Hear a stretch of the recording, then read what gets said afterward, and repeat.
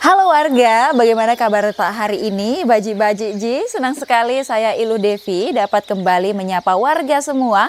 Kali ini dalam lanjutan episode Intip Kota Makassar. Dan juga kita akan melihat seperti apa program-program di Kota Makassar dari wali kota sampai ke dinas-dinasnya untuk mewujudkan Makassar yang aman, nyaman, dan berkelanjutan. Kali ini kita akan mengintip di Dinas Lingkungan Hidup Kota Makassar karena kita tahu Makassar nantinya akan mewujudkan satu program besar yakni Makassar Bebas Sampah di 2029. Untuk itu kita akan lihat seperti apa DLH Kota Makassar dalam mewujudkan Makassar Bebas Sampah 2029. Yuk ikuti saya.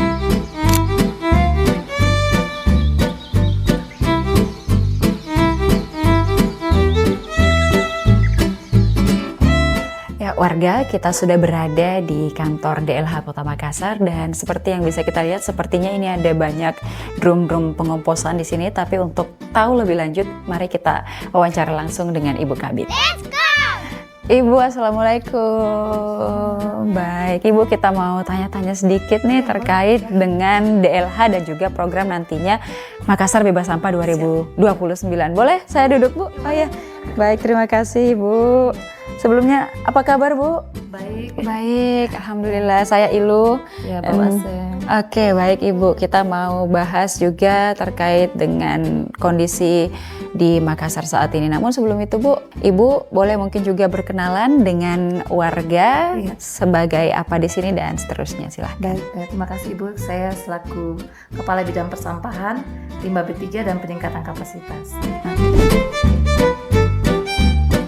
Baik, jadi Ibu juga artinya banyak tahu tentang kondisi sampah di Kota Makassar hari ini. Mungkin Bu boleh juga dijelaskan di Kota Makassar sendiri untuk kondisi pengelolaan sampah hingga hari ini seperti apa?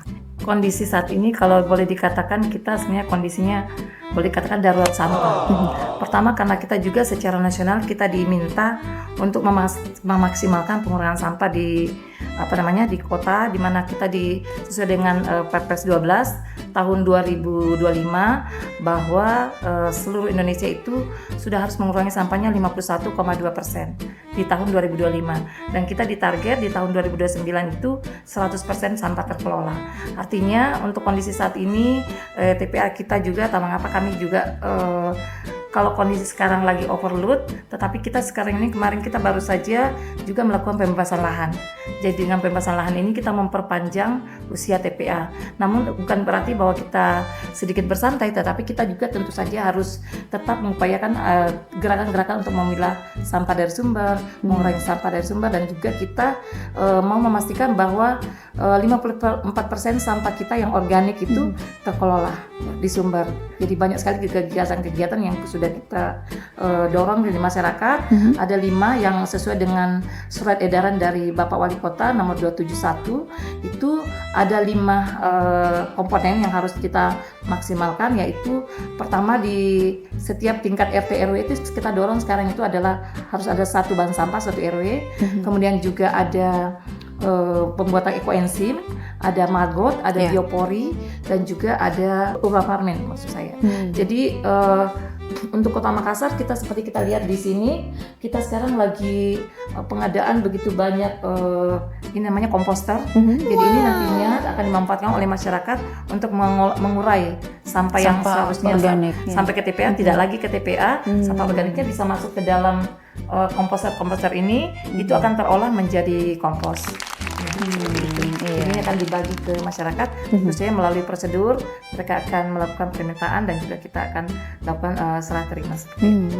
Iya, baik. Jadi ini nantinya akan dibagi ke masyarakat begitu ya Bu? Apakah nanti dibaginya per RT RW atau seperti apa Bu mungkin? Iya seperti itu. Jadi nanti ke RT RW, tapi mereka akan ada permintaan karena ini juga kalau kita berikan tentunya mereka harus sudah tahu penggunaannya. Iya betul. Iya, jadi kita tentunya mungkin juga harus edukasi juga mereka bagaimana penggunaannya dan bagaimana kita berikan kepada mereka supaya langsung dimanfaatkan. Ini paling tidak ini kapasitasnya lumayan lah. Ini kalau misalkan satu RT bisa gabung sampahnya di sini, kemudian outputnya itu kan jadi kompos, mereka bisa manfaatkan ke tanaman atau urban farming yang ada di sekitar. Baik, kira-kira mungkin Ibu ini untuk pembagiannya ke RT RW rencananya di bulan berapa? Ini sebetulnya karena kita seharusnya sudah sekarang ini, tetapi kita memang lagi persiapan juga. Akhir tahun ini begitu banyak aktivitas, jadi perkiraan mungkin minggu-minggu depan sampai awal tahun sudah harus terbagi juga ke masyarakat. Seperti itu itu. sekalian juga dengan edukasi kepada masyarakat betul. tentang penggunaannya ya Bu Iya, ya.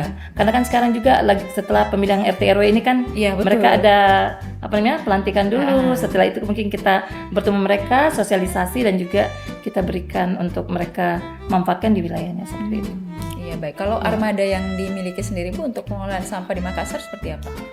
Armada kita sekarang ini kondisinya ya karena mungkin sudah usianya juga sudah pada tua ya ada yang 2015, ada yang dibeli juga, ada yang baru juga. Tapi dominan itu ya usianya mungkin faktor usia, tapi pastinya kita juga melakukan perbaikan-perbaikan sehingga itu tetap bisa dimanfaatkan. Yang banyak rusak ini sebenarnya di armada 3 roda itu yang banyak rusak, tapi kalau yang di truknya itu insya Allah masih bisa lah dimaksimalkan begitu.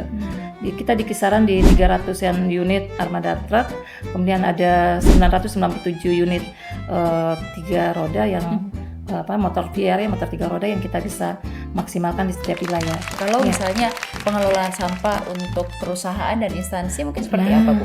Kalau ini kan kita sekarang ini penguatannya itu adalah di hulu dan tengah. Jadi ini juga arahan dari dari menteri bahwa kita sekarang ini harus di hulu dan tengah. Nah, yang kita lakukan ini adalah kita mengidentifikasi Horeca itu di Kota Makassar potensinya adalah 426 titik pembinaan. Ini adalah jumlah terdiri dari hotel, restoran, dan kafe di Kota Makassar. Kemudian juga ada banyak usaha kegiatan juga, ada yang berbasis kawasan seperti di Kimah, kawasan industri Makassar juga itu kita dorong untuk mereka melakukan pengolahan sampah yang terpusat secara kawasan. Kalau Horeca ini sebenarnya kita sudah bertemu kurang lebih 50% dari Horeca itu kita lakukan pembinaan dan juga mereka kita dorong untuk pengolahan sampah yang lebih mandiri. Bagian hulu kita juga bisa lihat ada rumah tangga dan dapur MBG ya Ibu ya? Iya betul. Jadi Makassar ini kurang lebih mungkin 50-an ya dapur MBG di Kota Makassar. Kita lagi sekarang juga menyasar untuk dapur-dapur MBG ini mungkin kita ada layanan khusus. Kedepannya mungkin kita dorong supaya ada jemput khusus karena mereka kan sampahnya sudah terpilah organik semua. Ini mungkin bisa terkoneksi dengan maggot, terkoneksi dengan pengolahan-pengolahan yang lebih spesifik begitu untuk organik, pengomposan dan sebagainya seperti itu. Masing-masing perusahaan sudah bisa mengelola sampah mereka sendiri dan meminimalisir sampah sampai ke TPA. Ke TPA. TPA kita sudah kita overcapacity ya Ibu ya? Iya, overcapacity. Jadi manajemennya 2, di hulu, tengah, dan Sumbar itu sendiri. Di hilir ini kita sebenarnya punya ada 2 pabrik namanya Olympus dan juga ada Naga Kuda Brand. Ini menjadi off-taker dari semua yang reduksi sampah yang ada di Sumbar, yang khususnya yang anorganik. Baik Ibu, boleh kita diantar untuk lihat sarana dan prasarananya termasuk alat-alat untuk mengurai sampah yang ada di sini? Iya, boleh. Kebetulan sini kita lagi pengadaan, jadi di sini ada komposter. Ini dan juga ini ada timbangan. Nah, timbangan ini sangat dibutuhkan oleh semua BSU dan juga TPS 3R yang ada di Kota Makassar. Ini kapasitasnya lumayan juga untuk mengcover sampai 150 kilo ya. Ya seperti itu. Jadi ini sangat dibutuhkan dan mereka juga boleh meminta ini dengan metodenya mereka harus menyurat ke DLH, kemudian kita berikan sesuai dengan kebutuhannya. Jangan sampai tidak dimanfaatkan gitu. Jadi harus mereka menyurat dulu kebutuhannya apa. Jadi setiap BSU itu mereka mengajukan permintaan. Kemudian ini komposer ini kan seperti ini fungsinya, kita bisa lihat, boleh dibuka. Nah, ini ada isinya ya. Iya, ini ada saringannya. Jadi ada penyaring antara atas dengan bawah. Jadi setinggi ini. Nah, di atas ini nanti kan sampah sampah organik masuk, di bawahnya akan tersaring, airnya akan ke bawah. Nah, ini nanti ada keran air di sini untuk mengambil air lindinya. Itu dimanfaatkan untuk jadi kompos, jadi pupuk cair seperti itu untuk tanaman. Jadi ini warga bisa dilihat di sini ada saringannya begitu ya, dan juga di bawah itu ada ruang lagi untuk airnya supaya turun dan terpisah dengan sampah organiknya. Ya, ini untuk udaranya masuk di sini karena dia kan aerob. Ya, jadi kan sampah itu memang tetap perlu udara luar juga, tetapi dia juga, ya ada gasnya juga boleh keluar dari sini. Nah ini lumayan nih kapasitasnya bisa tidak penuh karena dia kan sampah itu terdegradasi begitu jadi air, ini tidak akan penuh nih sampai berapa bulan, sampai 3 bulan 4 bulan tidak penuh. Tapi kalau dia sudah penuh, kita biarkan sampai dia sebulan lagi dia sudah berubah jadi kompos semuanya, ambil masuk ke tanaman kayak gitu. Jadi jangka waktunya sampai bisa dijadikan kompos itu sekitar sebulan 2 bulan. Sebulan 2 bulan ya, iya, Bu ya. Tapi kalau sudah untuk penuh. masa simpannya lama. Dia kan lama penuhnya ini karena dia kan menyusut terus. Ya, sampah itu menyusut. Ya, jadi kalau diisi lagi dia akan menyusut. Tapi kalau dia benar-benar sudah penuh, kita diamkan. Dan juga ini tidak boleh organik semua. Mungkin ada rak telur, kita selang-seling. Jadi harus ada juga bukan cuma makanan, tapi juga harus ada daun-daun kita masukkan. Demikian ada di lantai atas. Boleh saya bawa ke atas? Boleh. Kita ke lantai atas dulu untuk melihat lagi. Nah ini. Apa saja yang ada di ini. kantor. Ini sebenarnya dipakai juga nanti di TPS 3R ini seperti ini karena ini kan mereka perlu cangkul, menarik sampah dari kendaraan itu turun ke bawah kemudian dilakukan pemilahan. Jadi ada cangkul, ada garpu, ada skop juga. Ini juga akan dibagi ke masyarakat. Ini juga plastik. Mereka perlu plastik, trash bagnya. Kemudian di lantai 2 itu kita punya biopori. Oh, biopori ya. Iya. Mau melihat dulu seperti apa biopori. Nah ini semua plastik dan karung. Plastik dan karung. Ya akan dibagikan ke masyarakat juga. Iya. Nah ini juga ada gerobaknya untuk mengangkut sampahnya. Ya. Masih banyak ya. Iya. Ini belum sempat. Iya. Ya ini yang saya maksud. Biopori. Nah ini lubang biopori. Dan ada tutupnya di sana. Mungkin boleh kita intip-intip dulu boleh dibantu tarik. Tutupnya yang mana? Ini tutupnya yang batu itu. Oh ini. Ngambil ini satu. Ya? Iya sebentar. Ini berat apa enggak ya? Oh ringan. Ringan ya. Ya. Coba ini kan ringan. Oh ini yang kayak di Bali kayaknya. Iya ini di Bali. Jadi cara megangnya tuh kayak gini nih megangnya. Kayak gitu. Terus ditarik dari Kalau mau lebih simpel nanti diikat. Diikat aja kawat, ditarik ya. Jadi sampah-sampah di halaman itu masuk ke sini. Jadi ceritanya ini memang pendek karena ini untuk mulutnya saja. Jadi kedalamannya itu yang tadi itu ada untuk buat lubang ada di bawah. Kemudian ini dipasang di situ kemudian ditutup.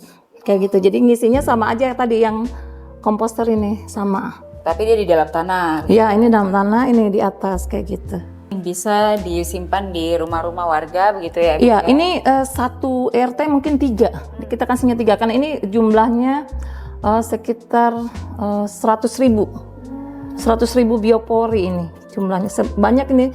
Tapi kita pengadanya mungkin baru 3.000-an ini, 3.000-an ya.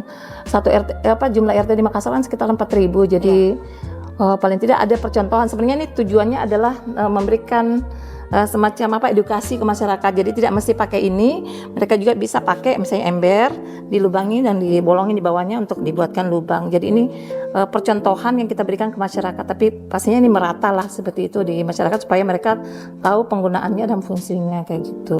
Jadi ini ada penutupnya, kemudian nanti menjadi corong di atasnya ya Bu ya. Tapi nanti di bawahnya ada di bawahnya dia tetap dalam ke bawah. Ini di atasnya sebagai mulutnya gitu. Jadi ini penutupnya. Jadi ini fungsinya juga sebenarnya resapan air. Jadi kan idealnya tuh dia 80 cm sampai 1 meter lah ke bawah. Supaya juga pada saat diambil kembali komposnya lebih mudah ditariknya begitu. Jadi ini sebenarnya untuk memudahkan saja supaya lebih tertatah bagus di atasnya begitu. Alhamdulillah tahun inilah pertama kalinya sebenarnya Makassar buat pengadaan besar-besaran seperti ini. Mudah-mudahan nanti kedepannya bisa masyarakat bisa menjadikan contoh, bisa buat sendiri begitu. Karena kan tidak mungkin pemerintah siapkan semuanya. Betul. Apalagi kan kalau untuk di seluruh rumah warga tidak. Kalau kita lihat mungkin bisa dibuat sendiri. Iya bisa buat sendiri. Jadi idealnya kan satu rumah satu ini nih, satu. Kami juga buat kegiatan tahun depan itu lomba kelurahan dan juga lomba antar sekolah. Jadi kalau lomba kelurahan itu nanti hadiahnya lumayan banyak lah sekitar 25 jutaan, tapi itu 25 nanti juta. terkonversi ke dalam barang. Oh. Jadi mereka harus apa namanya nanti mengusulkan lah barang apa yang mereka butuhkan. Iya di butuhkan. tiap kelurahan. Iya, dia dikonversi ke barang gitu. Kalau untuk di Nah, ini Bu, Ini juga kita ada ini baterai namanya dan- Dropbox ya untuk sampah elektronik. Dropbox Iya, sampah elektronik. Ya, karena ini kan sebenarnya barang yang masyarakat mungkin mau buang, tapi kan nggak boleh, berbahaya bagi lingkungan. Jadi kita sebenarnya Dropbox ini kita siapkan di beberapa titik di Makassar, di sekolah-sekolah, ada di mall dan sebagainya, supaya mereka tahulah di mana meletakkan. Karena ini kalau terbuang ke lingkungan berbahaya. Juga mungkin masih banyak yang kurang tahu ternyata kalau sampah elektronik tuh juga berbahaya Iya, untuk betul. lingkungan dan kita juga manusia. Kalau di perusahaan mereka sudah tahu aturannya. Kalau perusahaan-perusahaan itu kan mereka sudah harus punya namanya TPS, tempat penyimpanan sementara untuk limbah B3. Karena ini kan limbah bahan berbahaya dan beracun. Nah, ini kalau di masyarakat kita tetap siapkan Dropbox ini supaya mereka tahu di mana meletakkan sampah elektronik kayak gitu. Jadi Ibu, untuk pengelolaan di seluruh pasar di Kota Makassar sejauh ini untuk sampahnya seperti apa, dan juga tadi katanya infonya sudah masuk ke Magot gitu. Iya, sudah masuk ke Magot. Jadi kalau di Makassar ini ada sekitar 11 pasar yang dikelola oleh PD Pasar. Kurang lebih total sampahnya itu sekitar 20 ton per hari. Ya, 20 ton. Kemudian yang terbesar itu di Pasar Dayak dengan di Pasar Terong. Yang lainnya agak kecil-kecil pasarnya. Ada juga Pasar Panampu ya, mungkin kita tahu Pasar Induk juga. Dan juga itu sampahnya kita sebagian itu sudah masuk ke pengolahan Magot. Magot ya, Bu, ya. Jadi Magot ini kan makhluk yang rakus ya. Jadi istilahnya dia bisa menghabiskan berapa banyak pun sampah yang kita berikan dari Pasar Terong, dari beberapa pasar, termasuk juga di sekitar Kecamatan Panakukang sendiri itu luar biasa, mereka maksimal sekitar itu 1,5 ton. Mudah-mudahan ke depan kita juga lagi buka di Kima. Di Kima itu juga sudah persiapan juga untuk pengolahan sampah yang berbasis Magot yang namanya TPS 3R Kima. Kemudian juga insya Allah tahun depan kita buka di Talasalapang. Di situ juga pemilahan sampah yang cukup besar, dan juga pastinya juga ada Magot juga kita akan insert di situ. Dan di Makassar ini kan ada 9 TPS 3R yang semuanya sudah punya Magot. Jadi luar biasa lah, dengan masyarakat sudah mulailah punya semangat untuk Magot. Kan awalnya agak ini juga kan Magot gitu ya, tapi sekarang alhamdulillah sudah bagus. Kemarin juga kami dibantu oleh mahasiswa Unibos. Kebetulan mereka KKN di wilayah kami. Kita punya namanya ada 4 di Makassar, kita buat namanya Makassar Eco Circular Hub, yaitu klaster. Jadi ada 4 kelurahan yang menjadi klaster. Karebosi namanya TPS 3R Karebosi, tapi itu berubah menjadi Makassar Eco Circular Hub untuk wilayah kelurahan baru dan kecamatan Ujung Pandang pastinya. Kemudian yang ada di Panambungan itu namanya Hub Panambungan, itu juga berbasis TPS 3R di sana, dan juga mengcover wilayah kelurahan Panambungan dan juga sekecamatan Mariso. Nah, kemudian ada di Paropo, mungkin kita sudah pernah dengar juga, di Paropo itu bahkan mereka sudah terkoneksi dengan masyarakatnya penjemputan sampah terpilah. Karena itu di Paropo itu sudah masuk langsung ke tempatnya Pak Sulaiman, itu Urban Agro Farm. Jadi sampah di Paropo itu sudah dengan penjemputannya dari masyarakatnya sudah langsung terpisah masuk ke situ. Jadi organiknya masuk ke Magot, anorganiknya masuk ke bank sampah. Kemudian juga ada di Untia. Jadi kita punya 4 Hub di Makassar ini yang luar biasa. Namun Ibu, dengan berbagai program yang sudah akan diluncurkan nanti ini, dan juga sudah kita lihat sudah bagus, kira-kira tantangannya apa, Bu? Ini kan kita harus kuncinya itu di pemilahan. Nah, ini masyarakat kan masih kumpul angkut buang. Nah, kita lagi dorong supaya pemilahan ini diperkuat. Nah, kemarin juga kita sudah upayakan supaya bagaimana supaya mereka mau memilah. Nah, ini perlu penyadaran juga bahwa memilah itu penting. Kan biasa juga mereka pikir memilah itu perlu alatnya juga. Makanya kami akan berikan komposter ini. Karena komposter ini kan bagian dari pemilahan. Ketika mereka sudah pilahkan, organiknya masuk ke mana? Masuk ke komposter. Organiknya masuk ke mana? Masuk ke tadi itu biopori, ya kan? Nah, anorganiknya kemana? Masuk ke bank sampah. Ya, kalau kan biasanya kita dengar masyarakat mengatakan, waduh sampahku belum terjemput. Nah kalau misalkan sudah terpisah, organiknya sudah terkelola, pasti anorganiknya juga mereka tidak akan berteriak karena tidak bau kan. Kalau anorganik kayak botol-botol, plastik, kemudian juga kardus-kardus itu kan tidak apa-apa begitu kan, bertahan lama juga tidak apa-apa. Tetapi yang mereka pasti mau cepat itu adalah organiknya, sisa makanan itu kan, sisa dapur itu yang perlu cepat dijemput. Nah kami mengatakan tidak usah dijemput tapi dimasukkan ke dalam sarana-sarana pengolahan sampah, masuk ke biopori, masuk ke lubang kompos, masuk ke pengolahan-pengolahan yang berbasis pengomposan dan sebagainya itu. Ya, ke maggot tadi kan. Iya, betul. Jadi dengan banyaknya program juga mesti dibarengi dengan bagaimana kesadaran masyarakat ya Ibu ya. Dan juga edukasi pastinya. Kita nanti ini bersinergi dengan kelurahan, kecamatan dan juga dengan RT RW-nya. Jadi RT RW akan kita bimbing juga supaya mereka juga menjadi bagian dari edukator kita ke masyarakat. Kan mereka yang paling dekat dengan masyarakat. Iya baik, jadi itu menjadi tantangan tersendiri juga ya Bu ya, karena kan masyarakat kita ini begitu banyak dan belum semua sadar bagaimana untuk mengelola sampah, kemudian juga memilah sampah sesuai jenisnya agar gampang untuk dipilah begitu. Warga, sudah ada Bapak Kadis, kita akan berbincang juga, mungkin boleh Pak, silakan.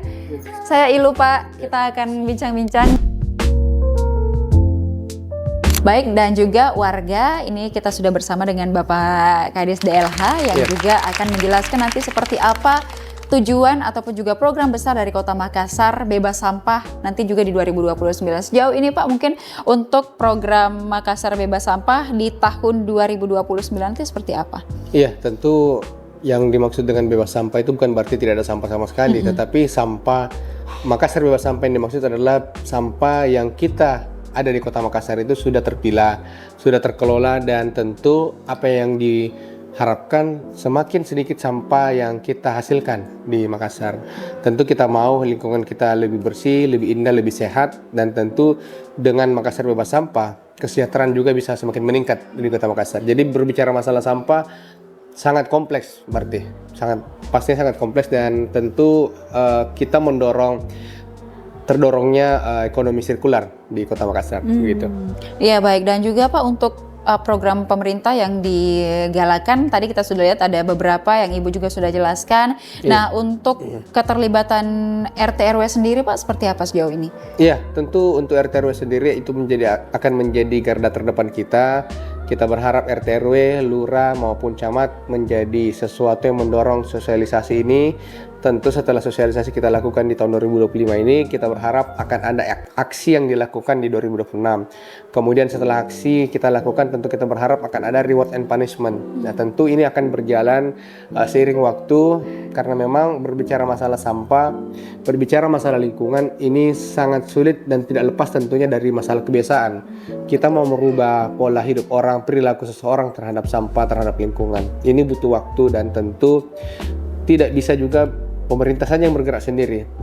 Kita berharap nanti ke depan bicara masalah sampah tidak hanya menjadi tanggung jawabnya pemerintah semata, tidak menjadi tanggung jawab wali kota, tidak menjadi tanggung jawabnya kecamatan maupun juga dinas lingkungan hidup, tetapi menjadi tanggung jawab kita bersama. Tadi mungkin sudah disampaikan bahwa sampahmu ya tanggung jawabmu.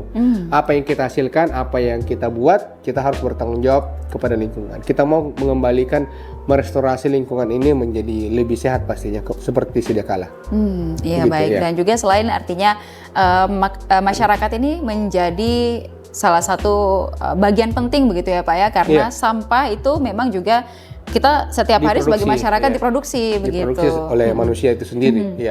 Jadi memang perilaku konsumerisme kita saat ini karena tentu banyak sekali dipengaruhi oleh teknologi, dengan adanya aplikasi online, dengan adanya mungkin media-media sosial yang semakin mempermudah kita untuk belanja. Ini juga yang semakin memaksa secara tidak langsung masyarakat untuk semakin sering berbelanja. Sementara di satu sisi belum tentu yang kita belanja itu kita butuh.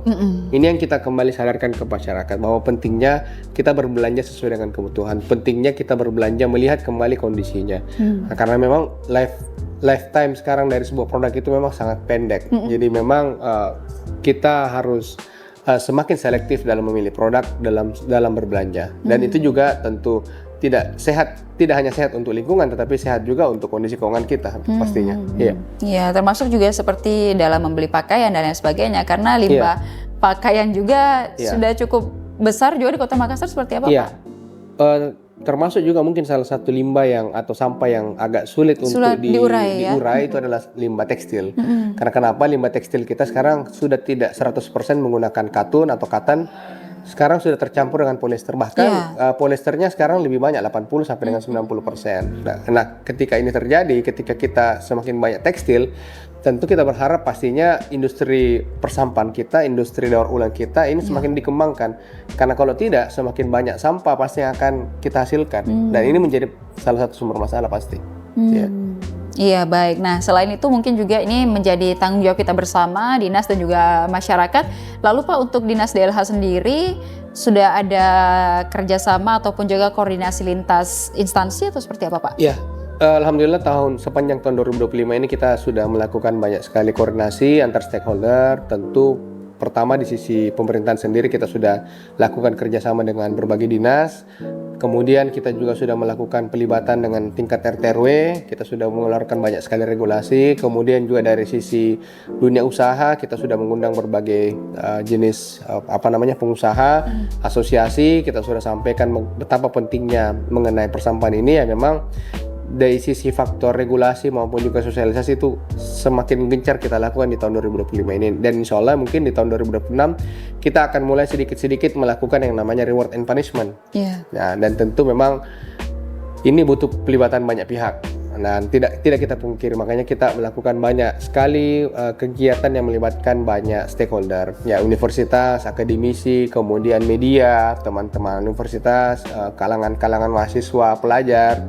Itu sudah kita berikan edukasi dan sosialisasi pastinya. Pelibatan pentahelix ya Pak ya. Betul ya, pentahelix. Juga bagaimana sama-sama mengelola sampah, karena kita semua menghasilkan sampah setiap hari, bahkan di Kota Makassar kita lihat sudah over capacity begitu. Nah, juga Pak, untuk pengelolaan sampah sendiri di Kota Makassar sejauh ini kan kita lihat di 2025 sudah di penghujung tahun. Untuk program yang akan digalakkan nanti di 2026, apakah sudah dirancang juga? Ya, kita sudah mendesain beberapa program. Yang pertama tentu kita lakukan juga sosialisasi. Semakin banyak sosialisasi akan kita lakukan, tetapi kalau dulu mungkin konsepnya kita lebih banyak melakukan kegiatan di unit-unit pemerintah, kemudian di beberapa lokasi-lokasi kita. Nah, tahun depan kita akan rubah skemanya lebih dekat kepada masyarakat. Kita akan menggunakan rumah-rumah warga, menggunakan kantor-kantor kelurahan yang ada di dekat dengan rumah warga, ataupun juga mungkin kita akan menggunakan rumah-rumah ibadah. Karena memang sekarang kita berharap dengan kami pemerintah mendekatkan diri kepada masyarakat langsung, tentu kita berharap program pemerintah ini semakin diketahui oleh masyarakat. Karena kan waktu kita ini sangat pendek. Makassar bebas sampah 2029. Artinya apa? 2029 target kita, goals kita itu sudah zero waste. Dan ini kalau kita tidak lakukan dengan segera, penduduk kita cukup banyak, 1,4 juta jiwa, mungkin bahkan di satu sisi mungkin akan ada ledakan penduduk yang cukup banyak mungkin di tahun 2029 nanti.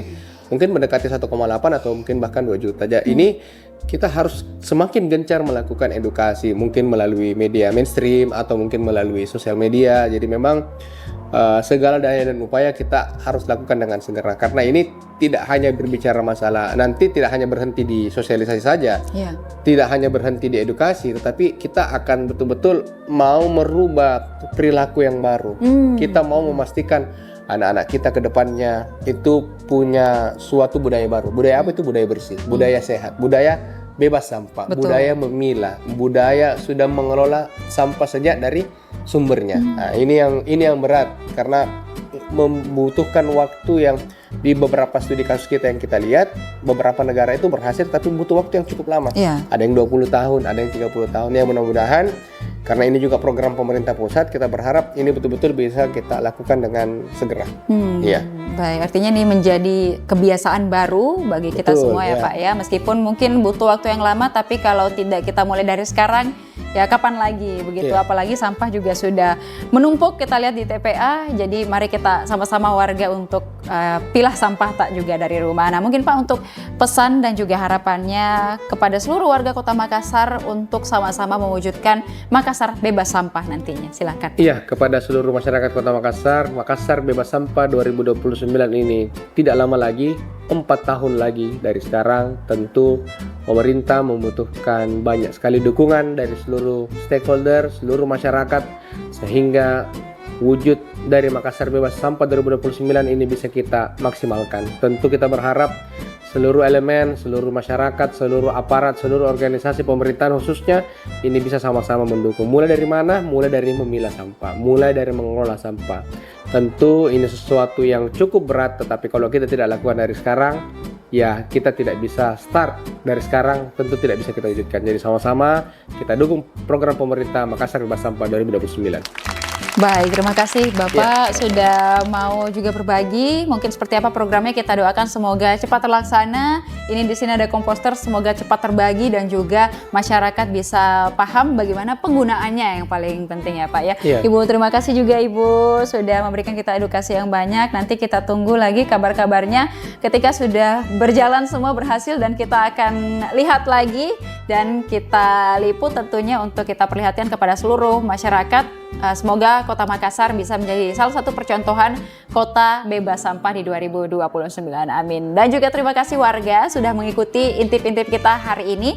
Jangan lupa juga saksikan program-program intip Kota Makassar lainnya, tentunya yang akan memberikan edukasi dan juga informasi menarik lainnya tentang Kota Makassar dan sekitarnya. Terima kasih, sampai jumpa.